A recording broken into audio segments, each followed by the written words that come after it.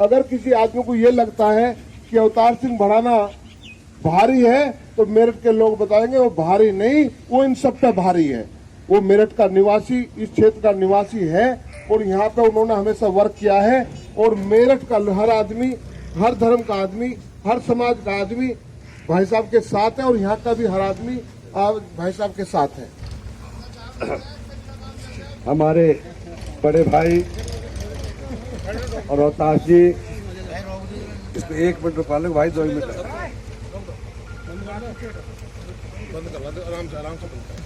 आज मैं आपके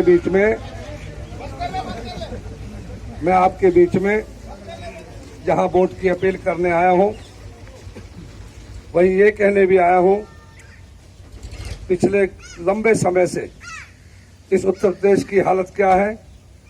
गरीब, मजदूर, किसान का बेहाल है। चंद कुछ लोगों के गुंडों के राज के माफिक, चाहे पहले बहन जी रही हो या आज मुलायम सिंह का कुनबा हो, या आज आम आदमी और यहाँ की बहन बेटियां भी सुरक्षित नहीं है। यहाँ कोई गरीब की सुनने वाला नहीं है। मैं अपने आप को ये बताने आया हूं कि मैंने गरीब की और उद्योगों में रहने वाले कर्मचारियों के लिए आज से 30 बरस पहले किसान मजदूर संगठन के राष्ट्रीय अध्यक्ष होने के नाते फरीदाबाद के उद्योग नगर में मैंने उद्योग की लड़ाई लड़ी, फिर किसान की लड़ाई लड़ी है। आज मुझे लगता है कि जरूरत है मोदी जी के नेतृत्व में इस उत्तर प्रदेश में नया परिवर्तन होगा।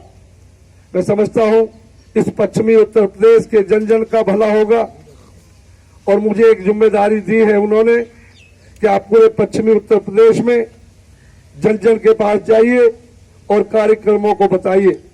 उन्होंने कहा किसान के, गरीब का, किसान का कल ही कह के गए हैं। जो किसान आत्महत्याएं करते हैं, जो उनकी कर्जे की से दबे होकर जान सबको प्यारी होती है, लेकिन जान जो आत्महत्या किसान करता है उसकी मजबूरी है। वो कर्जे से दबा हुआ है, उसका कर्जा माफ होगा। जो मजदूर, गरीब इस बड़े कार्यक्रम के बाद जो नोटबंदी की, उससे जो पीड़ा में खड़ा था, इस देश का गरीब आदमी था, उसकी पीड़ा को लेकर कहा है कि जो 15 लाख करोड़ रुपया आया है वो गरीब के खातों में जाएगा, उसका रास्ता तय हो गया है।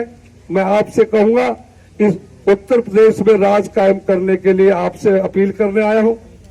मैं उम्मीदवार होने के नाते भाग्यशाली हूं कि मीरापुर क्षेत्र का जिस तरह राम का और मीरा का एक रिश्ता था, मेरा भी मीरापुर से एक रिश्ता है। मेरी जननी इसी मीरापुर क्षेत्र की, इसी यूपी की हथरापुर के गोविंदपुर गांव की है। मेरी जननी, यहाँ मेरा घर परिवार। मैं मेरठ में 5 बरस रहा हूं। मेरठ के बीच 5 बरस मैंने गरीबों की सेवा की है। जब मैं आया था तो मेरठ के अंदर रोज कत्लेआम होते थे।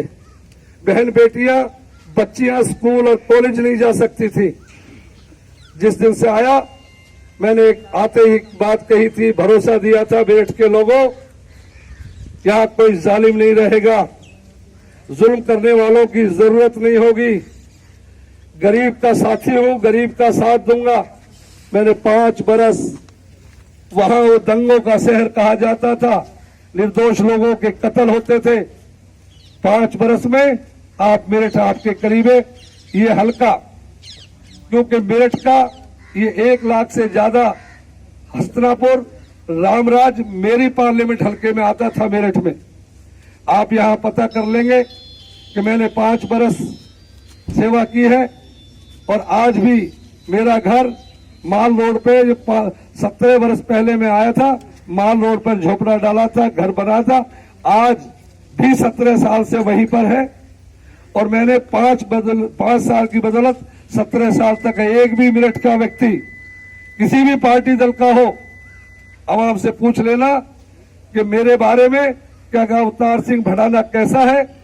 गरीब हितैषी है, किसानों की लड़ाई लड़ता है और गरीब का साथी हूँ। अवतार सिंह भड़ाना जिंदाबाद, अवतार सिंह भड़ाना जिंदाबाद। उससे बड़ी बात यह है, मैं 30 वर्ष पहले 29 वर्ष पहले गृह मंत्री था।